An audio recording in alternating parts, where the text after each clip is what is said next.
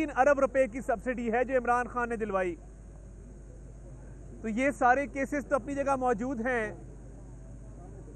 इसके over and above देखा जाए तो जो अंगूठियों का शौक है और डायमंड्स का शौक है, ये पाकिस्तान की तारीख में कभी नहीं हुआ कि खातून अव्वल अपनी एक सहेली के ज़रिए मुख्तलिफ लोगों से डायमंड इकट्ठे कर रही हैं और ये कह रही हैं कि मेरा खामन जो वज़ीर आज़म है वो आपके केसेस भी माफ़ कर देगा, जो आप कराना चाहते हैं आप करा लें, सिर्फ हमें डायमंड दे दें।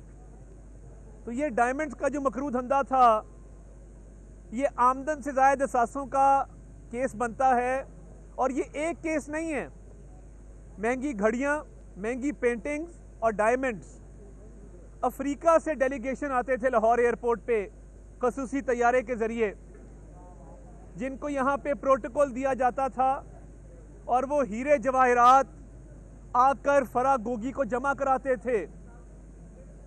और वो जो रिश्वत का पैसा है, उस ब्लैक मनी को वाइट करने के लिए ये कोशिश की गई कि इन हीरों के एवज दुबई में ब्लैक मार्केट में इनको बेचा जाए और 5% कम कीमत डॉलर के रेट के ऊपर ये बेचे जाते थे और हुंडी और हवाला के जरिए वो पैसा मंगवाया जाता था।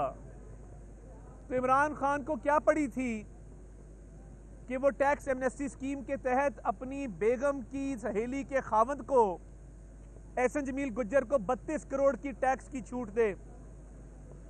ये तो सीधा सीधा बेनामी का केस है कि इमरान नियाजी ने 32 करोड़ के एवज कितने पैसे लिए होंगे, या तो घर का खर्चा चलवाया होगा, या महंगे तहाइफ लिए होंगे, या उसके एवज जो पोस्टिंग ट्रांसफ़र की है और उस पोस्टिंग ट्रांसफ़र के ज़रिए अरबों रुपए कमाए गए हैं, वो तो वज़ीर आज़म और वज़ीर आला का ही इख्तियार था।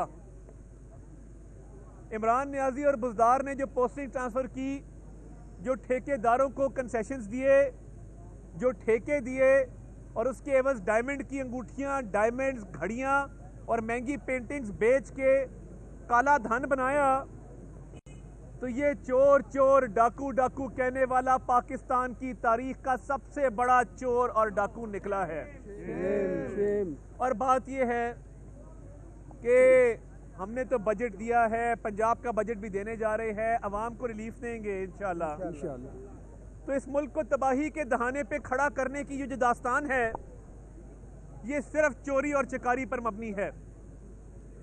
इसने 3.5 साल कोई मंसूबा नहीं लगाया, 1 मेगावाट बिजली नहीं लगाई, कोई बड़ी मोटरवे नहीं बनाई, कोई अवामी फलाह का बड़ा मंसूबा नहीं बनाया और लूट मार की, जिसका खमियाजा कौम भुगत रही है।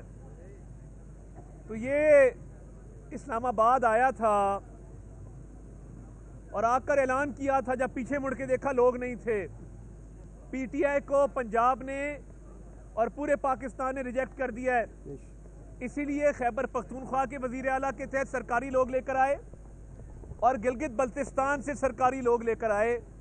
मगर हमारे जो भाई सरकारी मुलाजमीन है, उनकी वर्किंग टाइमिंग 9 से 5 होती है। अच्छा सर, ये बताइए, 9 से 5 का मतलब है कि जैसे ही 5 बजे तो ओवर टाइम शुरू हो गया और जितने सरकारी मुलाजमीन उस शॉर्ट मार्च, जितने सरकारी मुलाजमीन उस शॉर्ट मार्च के साथ आए थे, वो वापस लौट गए और इस्लामाबाद आके देखा तो बंदा कोई साथ नहीं था। अब मरते क्या ना करते, कहा कि मैं 6 दिन बाद लौटूंगा। खां साहब, 6 दिन तो कब के गुजर गए, हम चशमबरा हैं, हम मुंतज़िर हैं कि आप कब आएंगे। खुदारा कोई वादा तो पूरा कर दें।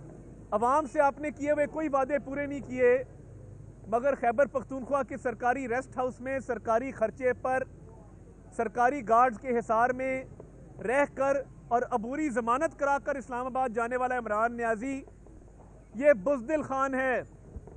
इससे बुज़दिल और डरपोक लीडर पाकिस्तान ने पैदा नहीं किया। ये बड़के मारता है और बड़क मार के दौड़ जाता है। अगर इतनी हिम्मत थी तो आता डी चौक में, क्यों 6 दिन का ऐलान